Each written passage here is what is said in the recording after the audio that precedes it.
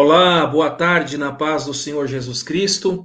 Sejam bem-vindos e bem-vindas ao documentário da Memória Assembleiana, que é um oferecimento do Instituto Bíblico Etnos. E estamos ao vivo para todo o Brasil e conectados ao mundo pelo Facebook. Hoje é quinta-feira, 25 de março de 2021, e o nosso convidado para falar-nos sobre identidade assembleiana e historiografia oficial é o professor doutorando Valdinei Ramos Gandra.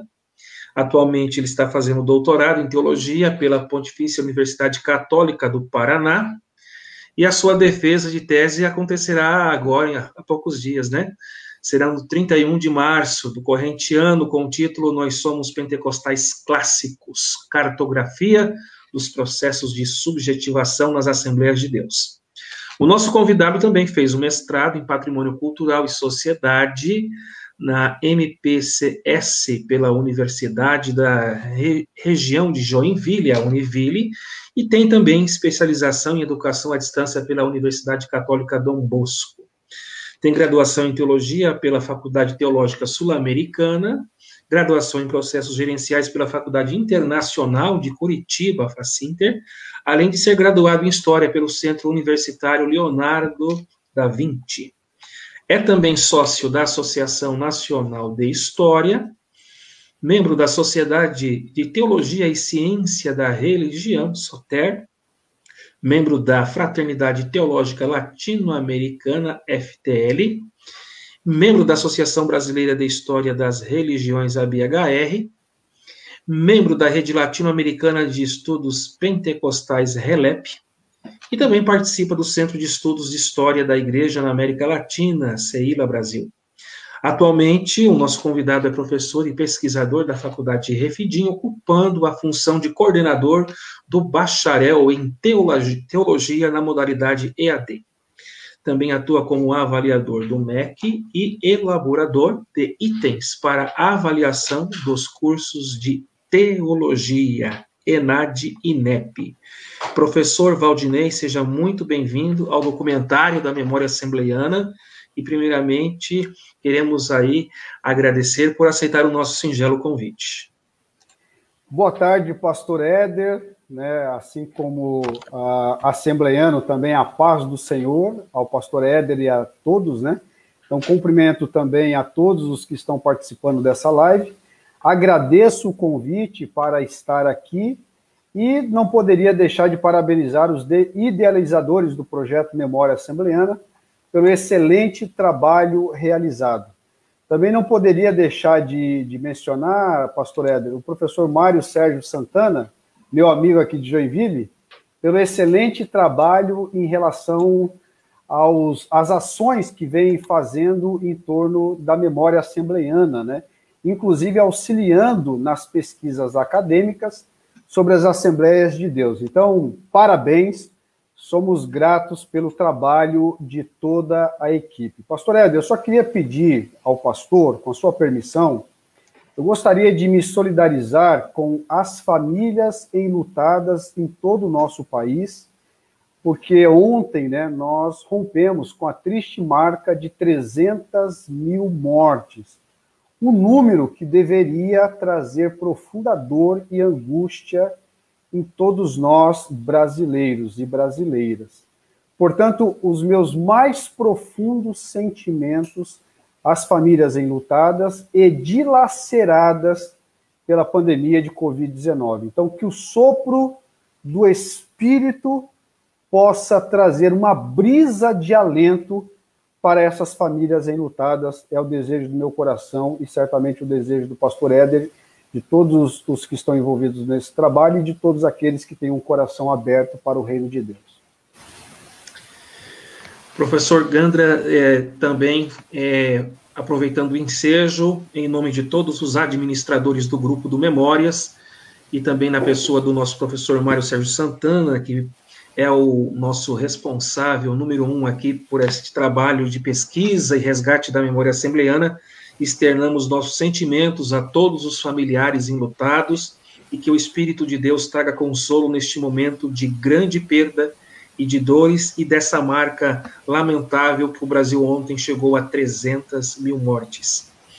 Queridos internautas, nós estamos então começando a nossa live da Memória Assembleiana com o nosso convidado de honra, que já foi apresentado, o professor Ganda, que está em Joinville, no lindo estado de Santa Catarina, e hoje vai ser um canal de bênçãos para nos trazer relevantes informações da sua pesquisa acadêmica, com base no tema Identidade Assembleiana, Historiografia Oficial. Peço aos queridos internautas que os irmãos fiquem à vontade para interagir conosco, enviando perguntas, comentando, deixando seu like, joinha e também, se desejarem, partilhando este vídeo em suas redes sociais. Professor, a primeira pergunta que eu quero lançar aqui diz respeito ao lugar de fala, ou seja, professor Gander, qual seria então a relação com as Assembleias de Deus e como isso afeta nas suas pesquisas acadêmicas? Muito bem, pastor Éder, essa é uma questão importante que se coloca em toda pesquisa séria, principalmente quando o pesquisador tem uma relação de proximidade com o objeto que investiga. Então, numa linguagem simples, para que as pessoas possam compreender, por exemplo, pentecostais pesquisando academicamente os pentecostais. Ou, de modo mais específico, como é o meu caso, um assembleiano pesquisando os assembleianos. Então, nesse caso, há um histriônico lugar de fala. Algo que exige, pelo menos eu entendo dessa forma, um compromisso ético do pesquisador em assumir os pontos positivos e negativos desse lugar em que ocupa no objeto de pesquisa. Então vamos lá. O meu contato com o universo assembleiano, né? A gente tem uma tradição que já não é tão forte mais, que é de dar o testemunho. Então eu vou dar um breve testemunho aqui da minha relação com as Assembleias de Deus. Então, meu contato com o universo assembleiano acontece na minha infância, no início da década de 80. Os meus pais não eram assembleianos, mas parte da minha família materna, migrantes residentes na periferia de São Paulo, se converteu. Primeiramente, alguns tios e depois minha avó, a dona Aurora Hermínia de Matos, uma coluna assembleiana que não faz muito tempo partiu para a eternidade. Nossa coluna familiar e uma importante personagem nas Assembleias de Deus do nosso convívio. Inclusive, dessa família, do lado materno, surgiram missionários e pastores atuantes nas Assembleias de Deus. Eu, fazendo pesquisa no Mensageiro da Paz, encontrei o obituário do meu tio, que foi missionário, desbravador, missionário solteiro ainda, em várias regiões de Minas Gerais. Então, dessa família, até hoje, pastores, eu tenho um tio meu que é pastor ali no Ministério de Taubaté, fazendo trabalho em Minas Gerais, enfim, pastores e missionários. Então, como essa família materna sempre esteve muito presente em nossas vidas, até hoje é assim, diga-se de passagem, o universo assembleiano sempre orbitava em nosso entorno, mesmo sem a conversão dos meus pais, porque parte da família se converteu, mas os meus pais não haviam se convertido nessa época. Então, na minha infância, pastor Éder, eu participava dos cultos da Assembleia de Deus na Vila Mara, Jardim Helena, em São Paulo, ali em São Miguel Paulista, né? Então, ainda em São Paulo, meu pai, que era taxista na cidade de São Paulo, sofreu um infarto e foi parar na UTI. E aí a minha mãe, então, fez um voto e com a recuperação do meu pai, minha mãe se converte, tornando-se uma assembleiana. Mas os meus pais e irmãos sempre tiveram laços frouxos com o universo assembleiano. Nunca foram, assim, assembleianos, assim, da gema, né? Mas entre os meus 14 e 15 anos, eu fui morar com a minha avó e com alguns tios. Agora na cidade de Jaraguá do Sul, aqui próximo, em Santa Catarina. E nesse momento, então, eu faço uma adesão ao universo assembleiano, na minha adolescência, quase juventude, me batizando aos 16 anos de idade. Então, desde cedo, pastor Éder, desde cedo eu me sentia, então, compelido para a área de ensino. Por isso, em 95, com 23 anos de idade, eu entro no Instituto Bíblico das Assembleias de Deus da cidade de Joinville, né, o famoso IBADEG, o professor Mário Sérgio faz pesquisa sobre o IBADEG, e eu estudei nesse Instituto Bíblico, e desde então eu tenho atuado na área de teologia, principalmente na sub-área de história. Então, assim, eu falo desse lugar, do território assembleiano. Então, eu trago tudo isso, toda essa história de vida, para as pesquisas acadêmicas, porque não tem como se despojar de tudo isso. Daí a necessidade do pesquisador, né, do pesquisador sério, de problematizar essa familiaridade, de colocar sob vigilância essa implicação. Agora, esse lugar privilegiado, é preciso destacar que esse lugar privilegiado me faz enxergar as frestas, as fissuras, as brechas do objeto de análise. Por outro lado, isso também pode contaminar o meu olhar. Então, é preciso, para terminar essa primeira pergunta, pastor Éder, é preciso um bom embasamento teórico-metodológico para que o lugar de fala não comprometa a pesquisa acadêmica. Portanto, é um compromisso ético que o pesquisador, então, assume diante desse lugar de fala, que é o meu lugar. Eu pesquiso as Assembleias de Deus como um assembleiano. Queridos internautas, estamos recebendo o professor Valdinei Ramos Gandra, e ele está hoje com a responsabilidade de nos falar sobre a identidade assembleiana, historiografia oficial. Mas, primeiramente, quero aqui cumprimentar os irmãos que já estão mandando aqui a paz, a Leila Martins dos Santos, Breno Iago, Evelyn Soares, entre outros. Deus abençoe a todos e a todas que estão participando aí conosco da live. Então, o professor já nos respondeu sobre o comportamento ético do pesquisador, que tem que analisar o seu objeto de pesquisa com bastante seriedade e responsabilidade, não é? E esse lugar de fala, que já foi o testemunho que ele explicitou sobre a sua adesão à Assembleia de Deus, às Assembleias de Deus, e também um histórico familiar. Bem, vamos continuar aqui, professor, porque é o seguinte, a partir desse lugar de fala, então, aí, nós temos a sua trajetória e o senhor alcança o seu mestrado, e na sua dissertação de mestrado, o senhor trabalha com o seguinte título: O Patrimônio Cultural da Assembleia de Deus, Memória e Identidade na Criação do Centro de Estudos do Movimento Pentecostal. Com base no título da sua dissertação de mestrado, professor, poderia explicar para a gente, então, o que seria esse patrimônio cultural assembleiano? Claro, pastor Éder, com muito prazer. Então, vamos lá, olha. Quando a gente fala de patrimônio cultural assembleiano, há três questões imbricadas, né? Primeiramente, o conceito de cultura, que é polissêmico, portanto, complexo. Mas, de forma simples, tem a ver com a produção, né? Produção de um jeito de ser assembleiano. Então, quando a gente fala de cultura assembleiana, nós estamos falando de um jeito de ser assembleiano. Ou seja, nós estamos falando a respeito dos hábitos, dos costumes, dos valores dos assembleianos, entre outras coisas.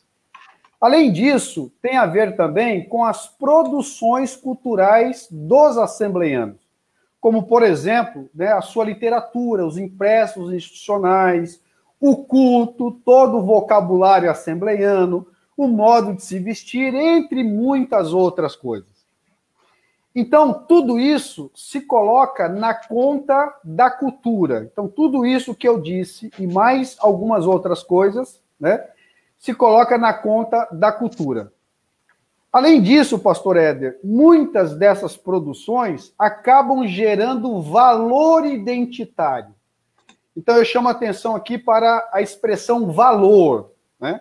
Então, valor identitário, ou seja, cria-se uma relação de sentido com essa cultura, de identificação simbólica e afetiva com essa cultura. Ou seja, torna-se um patrimônio, uma herança cultural. Por exemplo, o nosso apreço, né, para com a harpa cristã, o nosso apreço para com a nossa liturgia, o nosso apreço para com os impressos institucionais, o mensageiro da paz, o nosso apreço por tantas coisas que fazem parte do repertório assembleiano. Né? Isso tem valor, portanto, é uma herança cultural, é um patrimônio cultural. E a partir disso, então, há um despertamento por parte da instituição, né, por parte dos assembleianos, em resguardar, em preservar esse patrimônio, porque é algo que tem valor, é algo que tem uma relação de sentido, e por ter valor precisa ser, então, preservado, cuidado. Daí o surgimento, então, de ações com esse intuito de preservação, como a criação do Memorial Gunnar Wingre, que eu tive o prazer de conhecer na visita que eu fiz ao SEMP em 2013, né? Então tem o Memorial Gunnar Wingre na entrada da CPAD, isso foi criado em 2000, e foi criado também, né, por ocasião do centenário das Assembleias de Deus, foi criado em 2009, o Centro de Estudos do Movimento Pentecostal. Fora outras iniciativas, como o Museu de Belém, né, e tantas outras iniciativas, justamente para preservar isso que tem valor para o assembleiano. Então, quando a gente fala de patrimônio cultural assembleiano, basicamente o que nós estamos falando é justamente isso, pastor Ed. Não sei se ficou claro, eu posso ampliar ainda mais, se não ficou claro, tá? Sim, ficou claro, mas eu queria que o professor Gandra falasse para o nosso público, especialmente para a grande audiência que porventura não frequenta a academia, porque nós, assembleianos, temos aquele costume de ouvir a liderança dizendo, né? A liderança sempre tem um discurso religioso que deve defender a doutrina e os bons costumes, os valores assembleianos, e o senhor explicou isso muito bem. E na academia a gente também estuda que a dinâmica, ela tem, a religião tem a sua dinâmica, né, sociocultural, né, com o transcorrer do tempo, as gerações vão passando e ocorrem as tensões dentro do espaço religioso, especialmente no nosso foco aqui assembleiano. O professor, como é que o senhor vê os grandes desafios que a liderança evangélica, especialmente a liderança assembleiana, tem no porvir, sobre resgatar ou preservar esse valor identitário, como o senhor explicitou aí, a harpa, não é? Os museus, a memória de Gunnar Wingre, entre outros, porque a geração de pastores antigos será automaticamente substituída pela geração dos novos pastores. Esse processo é natural. E nesse processo natural, como é que é a sua percepção de pesquisador? Até, eu digo, não apenas no sentido do senso crítico, mas até mesmo no senso comum, como é que o senhor pode avaliar os desafios que os assembleanos terão nas próximas décadas na preservação deste valor identitário? Pastor Éder, a questão se dá da seguinte forma. Quando a gente avalia os estudos culturais, a gente percebe assim que quando a instituição se mobiliza em torno da sua identidade, é porque a sua identidade já está em xeque. Ou seja, quando a identidade do grupo está segura, você não discute identidade, porque ela se torna algo implícito. É algo já tão naturalizado que não há necessidade de discutir sobre a identidade. Então, assim, discutir a identidade, isso vai começar a acontecer já na década de 50, na segunda metade da década de 50, discutir a identidade já denota de forma clara que há uma sensação institucional que a identidade assembleiana está, de certa forma, passando por transformações. Então, é um movimento digamos assim, um movimento que não tem como parar esse movimento. É um movimento que está acontecendo e vai acontecer a despeito de querer ou não querer. Né? Então, tem pesquisas, enfim, os outros pesquisadores, o próprio Moab, que esteve aqui, o Dr. Moab e tantos outros, apontam para essa questão. Ou seja, há uma mudança nas Assembleias de Deus, isso já é perceptível não somente na academia, mas também entre os formadores de opinião, entre a própria membresia.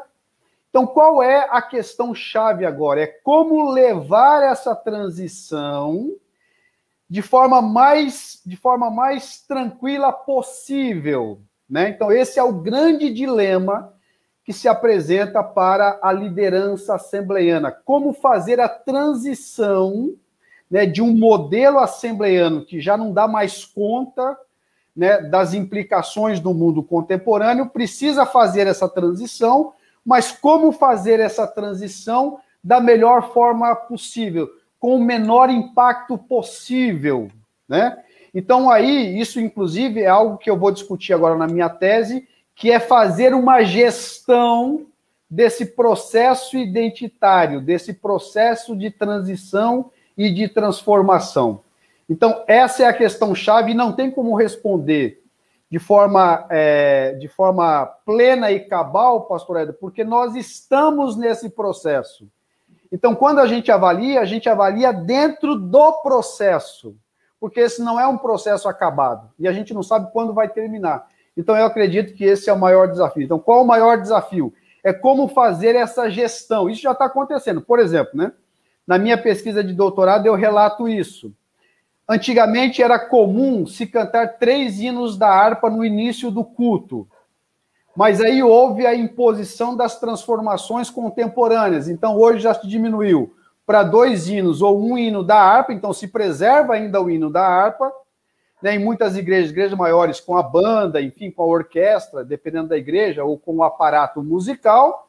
E depois que há o término desses hinos da harpa, 1 ou 2, você tem ali uma outra parte litúrgica e depois vem o louvorzão. O louvorzão não faz parte da identidade assembleiana, mas foi incorporado justamente para atender essas transformações. Então, a gestão é feita justamente, né, nessa questão entre manter uma certa tradição e incorporar novos elementos. Então, essa gestão que é a questão fundamental aí, que não é minha, mas é para a liderança assembleiana, para os pastores, para os líderes e assim por diante.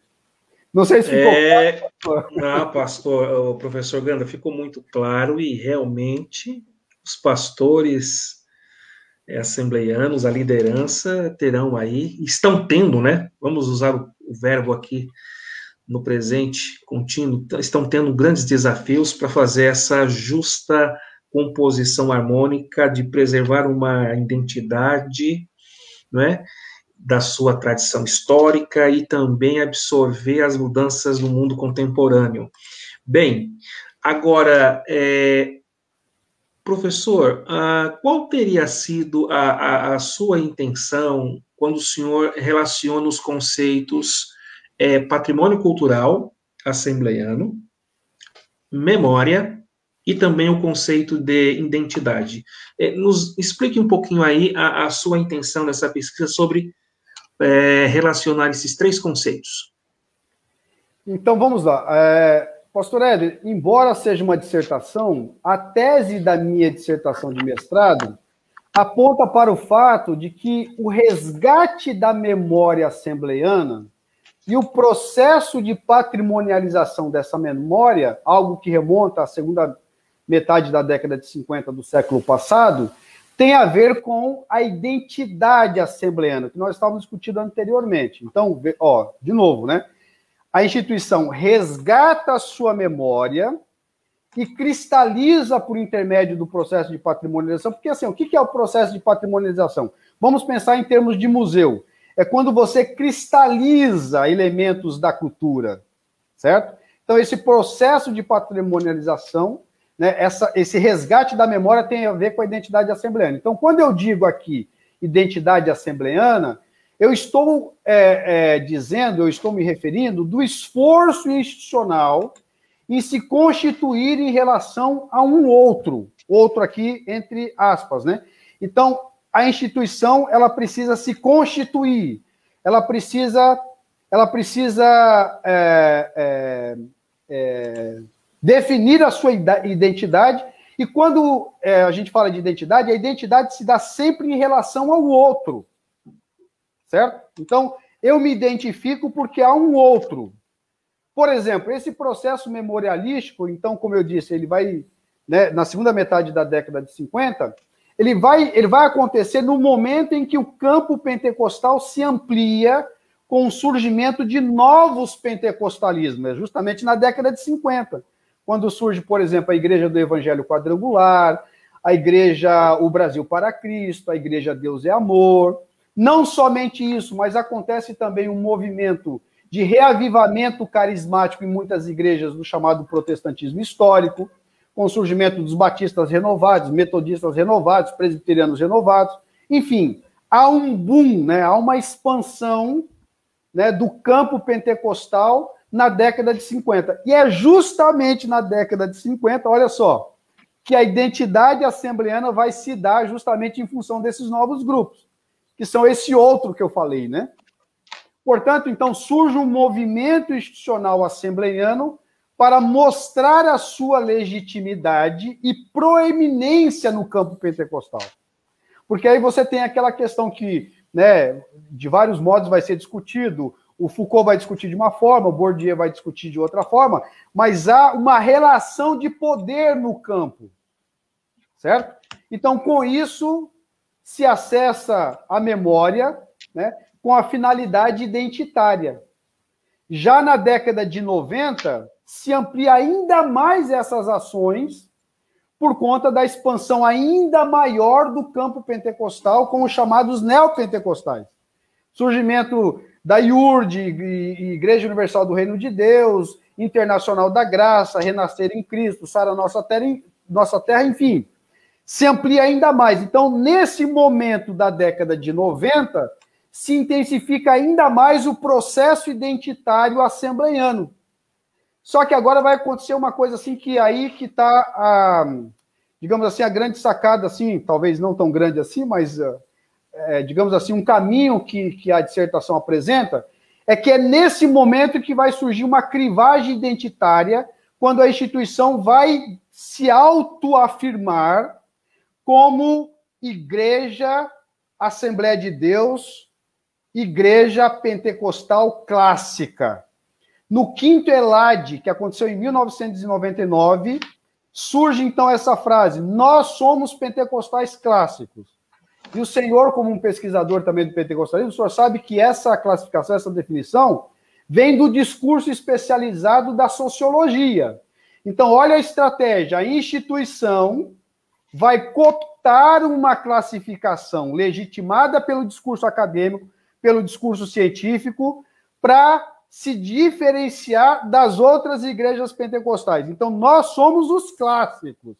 Eles são os neopentecostais. Por isso que lá no quinto ELAD, em 1999, você tem, então, o surgimento da seguinte definição. Está no texto, inclusive o Silas Daniel, naquela história da convenção, das convenções, ele coloca isso. Lá vai ter o texto assim, ó, vai sair desse ELAD. Não é necessário copiar. Nós somos pentecostais clássicos. E aí continua o texto. Isso significa que nós somos modelo para os outros. Olha a relação de poder. São eles, portanto, que devem aprender com as Assembleias de Deus e não nós com eles, em matéria de doutrina pentecostal. E aí continua o texto, para terminar. É muita falta de bom senso e de respeito para com a nossa denominação copiar de grupos neopentecostais que sequer sabemos quem são, nem de onde vêm, nem para onde vão. Porque, a despeito deles, nós sabemos de onde nós viemos. Nós sabemos quais são as nossas origens. Nós temos a nossa memória constituída. Nós temos o nosso patrimônio preservado, que denota claramente de onde nós viemos, que é da Rua Azul, enfim. Aí você tem toda essa criação, dessa crivagem, no sentido de dizer, nós somos pentecostais clássicos, e isso foi uma gestão tão eficiente que qualquer pesquisador vai colocar, mas espera aí, a Assembleia de Deus é uma igreja pentecostal clássica. E aí vai dizer no documento também, uma outra parte que eu destaco, que vai dizer assim o documento, quem procura imitar esses movimentos, ou seja, os neopentecostais, não se identifica, ou seja, a questão da identidade, não se identifica com a nossa denominação.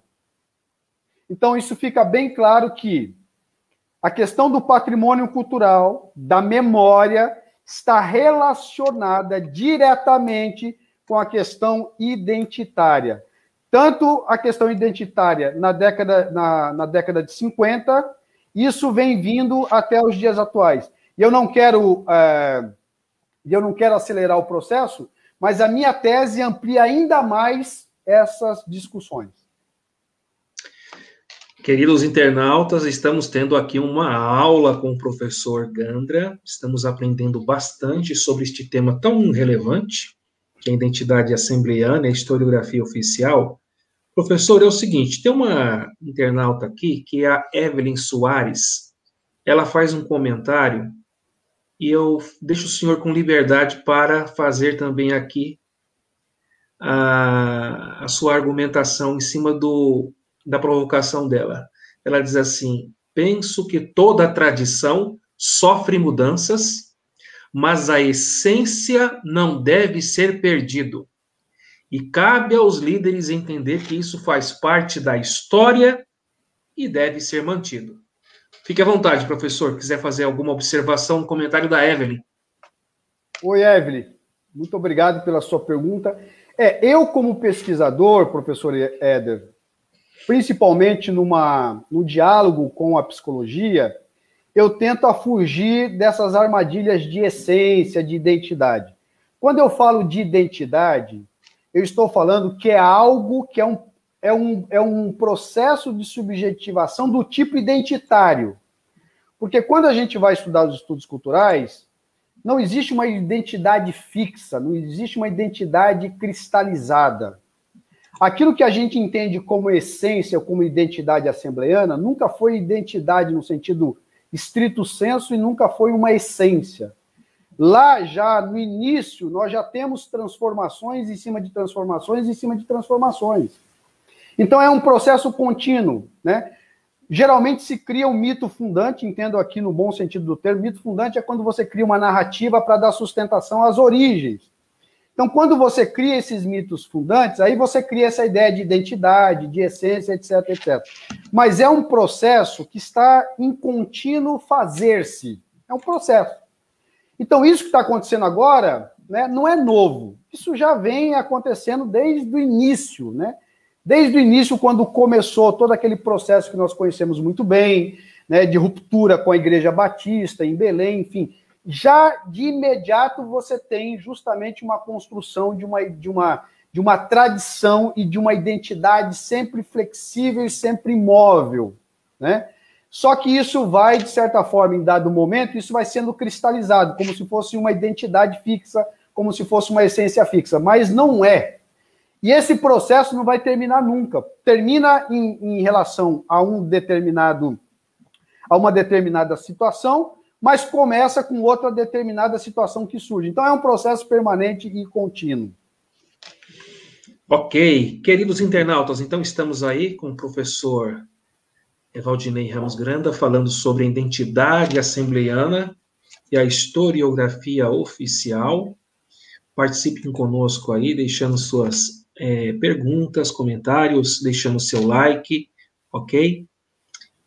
O Cristiano Barreira dos Santos, ele faz um comentário, vou tentar resumir aqui, professor. Ele diz assim: a cultura assembleiana mudou muito e há muitas ramificações das Assembleias de Deus que guardam os costumes e as liturgias dos cultos a Deus.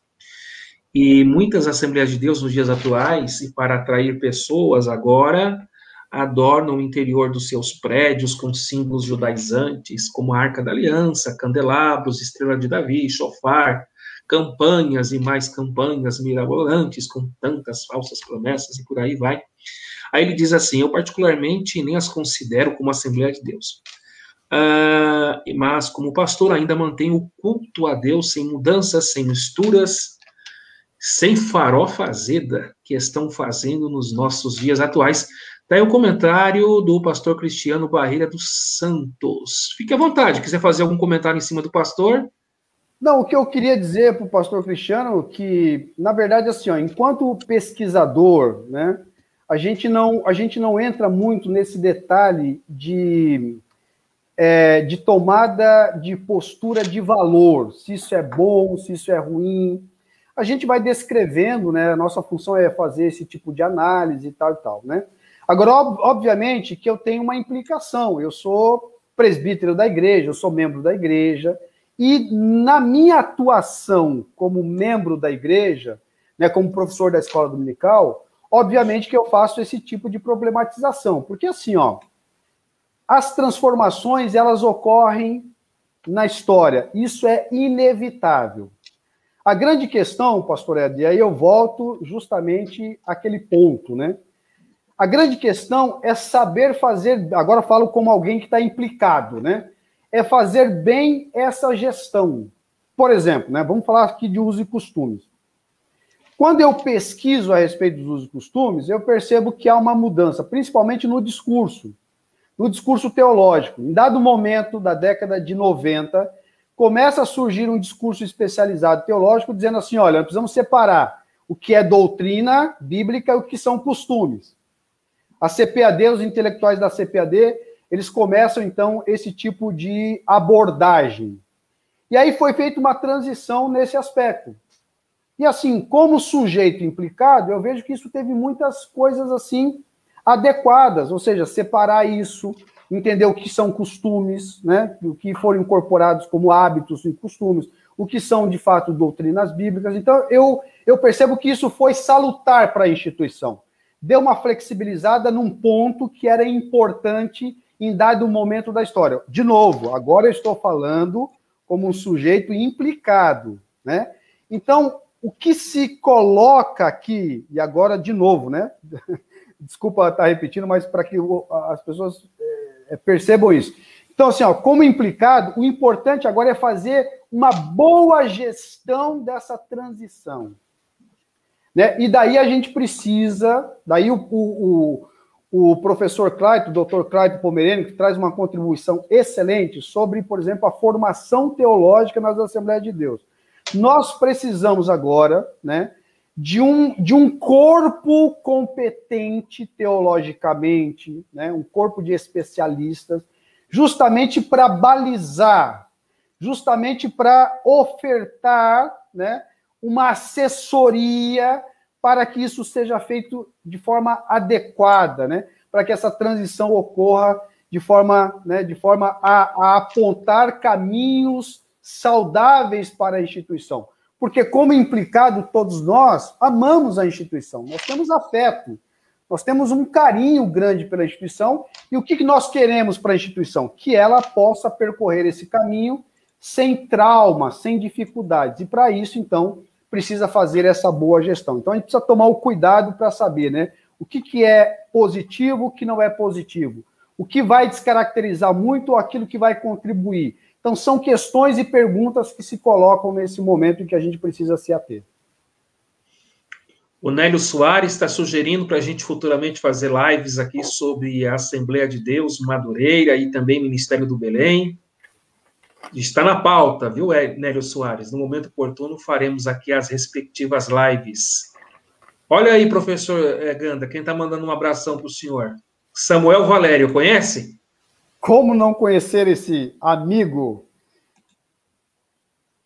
Fique à vontade. Se quiser mandar um abração para ele retribuir, fique à vontade. Samuel, meu querido amigo, um abraço. Também caminha com a gente aí na Relep, enfim. Um abraço todo carinhoso, todo especial ao meu amigo Samuel Valério. Professor, é o seguinte, as suas pesquisas, elas abordam também a questão da historiografia assembleana oficial, né? Então, é um assunto que é uma questão, né, de grande amplitude, mas o senhor poderia, assim, de um modo um pouco mais resumido, fazer um extrato e nos dizer como se deu esse processo aí historiográfico? Claro, sem sombra de dúvida. Pastor Éder, é assim, ó. A minha pesquisa é uma pesquisa documental, então eu me debruço sobre os impressos institucionais, né? Eu faço pesquisa sobre o Mensageiro da Paz, a partir da análise do Mensageiro da Paz, revista Seara e tantos outros documentos, né? O próprio site do Mário Sérgio Santana, enfim, né? Tudo isso aí contribui para o historiador, porque eu me coloco mais nessa sub-área. Estou na teologia, mas na sub-área de história, né? Então, esse é o material, né, na qual o historiador se debruça. Então, na análise dos impressos institucionais, né, Mensageiro da Paz, Revista Seara, enfim, desperta a atenção, pelo menos me chamou a atenção, os pouquíssimos registros sobre a história assembleiana antes das comemorações do cinquentenário. Então, quando a gente fala do cinquentenário, nós estamos falando das comemorações dos 50 anos que aconteceram em 1961. E essas comemorações estão bem registradas nos impressos institucionais. Então, antes desse período, você quase não encontra, digamos assim, relatos, né? Você não encontra uma preocupação pelo desenvolvimento de uma historiografia oficial, né? Quando eu falo historiografia oficial, pastor Éder, eu estou falando de uma história escrita pelos próprios membros, né? Pelos agentes da própria denominação. Uma coisa é a história oficial, outra coisa é uma história crítica feita no ambiente acadêmico, ok? Então, foram analisados, por exemplo, vários volumes do jornal Boa Semente e não se encontrou nenhum registro que pudesse indicar um fluxo razoável de produções de narrativas históricas por parte da instituição. O mesmo ocorreu em relação à análise de edições remotas do Mensageiro da Paz, já que a minha pesquisa se debruçou sobre uma grande quantidade de jornais e não se encontrou, por exemplo, pastor Ed, nenhum registro de celebração institucional, mesmo nos anos em que supostamente se teriam motivos para a comemoração, como seria o caso, né, das comemorações dos 20 anos. Poxa, 20 anos de fundação é uma data importante. Aí eu fui lá nos impressos institucionais de 1931 e não encontrei nada. Também em relação aos 30 anos. Poxa vida, 30 anos era um motivo para uma comemoração. Não encontrei nada nos impressos de 1941. Aí eu fui para 1951, quando se comemoraria, então, 40 anos. Poxa, uma data marcante. Também nada. Nem mesmo há registro de comemorações por parte de igrejas ou ministérios regionais ou locais. Pastor Éder, apenas abrindo um parênteses. Eu não estou dizendo que não houve comemoração. Eu estou dizendo que os impressos institucionais não registram isso, não se preocupam com isso. Então, provavelmente existiu, óbvio, mas não há um interesse institucional em registrar isso, né, de informar a respeito disso. A situação, pastor Éder, começaria a mudar com a proximidade do cinquentenário. Então, quando eu falo de historiografia oficial, pelo menos em relação à demarcação do tempo histórico, eu estou justamente me conectando ao cinquentenário. É o cinquentenário ou a proximidade do cinquentenário que desperta uma consciência, né, uma consciência memorialística que tem a ver com a identidade que eu já expliquei na década de 50, com a expansão do campo pentecostal, e com outros fatores que o tempo não permite a gente desenvolver, mas, enfim, é em torno do cinquentenário que começa a surgir, então, né, uma preocupação historiográfica oficial, principalmente por intermédio do trabalho de algumas personagens chaves. E aí eu destaco, por exemplo, o trabalho desenvolvido por Joanir de Oliveira. Quem pesquisa a Assembleia de Deus sabe que Joanir de Oliveira era um intelectual para além do espaço assembleano e do espaço religioso, era poeta, enfim, era um intelectual, certo? Então, ele é um dos principais intelectuais das Assembleias de Deus na década de 50, né? E nessa época, ele vai exercer uma função que facilita esse desenvolvimento, né? Ou seja, essa ação por parte dele, porque ele assume, então, a função de redator da revista A Seara. E por intermédio desse instrumento, desse veículo, ele queria mudar as Assembleias de Deus. A gente percebe claramente isso, que ele estava assim, havia uma destonação dele em relação às Assembleias de Deus nessa época, porque ele era um intelectual que queria levar a Assembleia de Deus para um outro patamar. Então, anos depois, ele se destacaria como um dos historiógrafos oficiais das Assembleias de Deus. Então, ele começa esse processo, e aí eu descrevo no artigo, inclusive está para sair pela CPAD, um livro organizado pelo Dr. Clayton Pomerenig, ele é organizador, e eu discuto isso e vai estar nesse livro. Então, ele começa um processo, mas um outro personagem-chave é o Emílio Conde, que é um outro intelectual, para além do espaço assembleano e religioso, e ele, então, vai ser o primeiro a escrever essa historiografia assembleiana em 1961, a história das Assembleias de Deus, né? Então, assim, ó, 3 intelectuais, para terminar a minha resposta, 3 intelectuais assembleianos com incursão social para além do espaço religioso são peças importantíssimas para os usos políticos das memórias, que é o João Pereira de Andrade, que vai ser, então, ali o chefe, né, da CPAD, o Joanir de Oliveira e o Emílio Conde. Do mesmo modo, no campo político, destaca-se a importância, porque ele faz uma costura política do cinquentenário, que é o Paulo Leivas Macalão, que foi presidente da comissão executiva dos festejos do cinquentenário. Ele faz a amarração política. Então, você tem 3 intelectuais produzindo uma historiografia oficial e o Paulo Leivas Macalão fazendo as costuras políticas para que houvesse no cinquentenário uma representação por parte das autoridades constituídas, as autoridades religiosas e as autoridades políticas da época. Então, ele faz essa costura política. Então, além disso, pode-se dizer, pastor Éder, que a gestão da memória assembleiana tem mais a ver com os esforços dos nomes descritos, que é o Joanir e o Emílio Conde, principalmente, que assumiram cargos de direção da CPAD, do que propriamente de uma tomada de consciência institucional mais ampla.